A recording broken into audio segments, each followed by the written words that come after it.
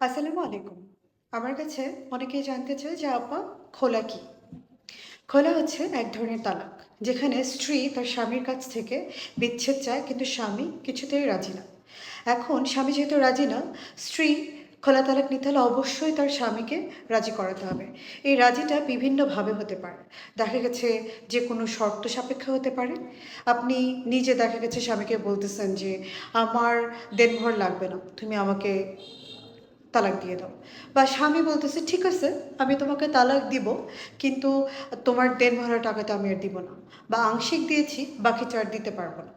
বিভিন্ন ধরনের শর্তে সমঝোতার মাধ্যমে আপনি যখন আপনার স্বামীকে রাজি করাবেন, তখন আপনি খোলা তালাক চাইতে পারেন। আপনার স্বামী রাজি হওয়ার পরে আপনার কি করতে হবে, যে তালাকের যে নর্মাল প্রসিজিওরটা, নোটিশ পাঠানো, ইদ্যৎকাল পর্যন্ত ওয়েট করা, কার্যকর হওয়ার জন্য সব কিছু ওইভাবেই ফলো করতে হবে।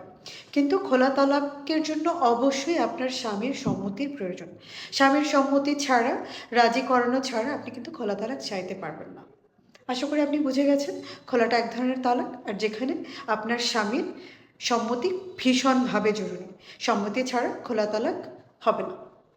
ভালো থাকবেন। আসসালামু আলাইকুম।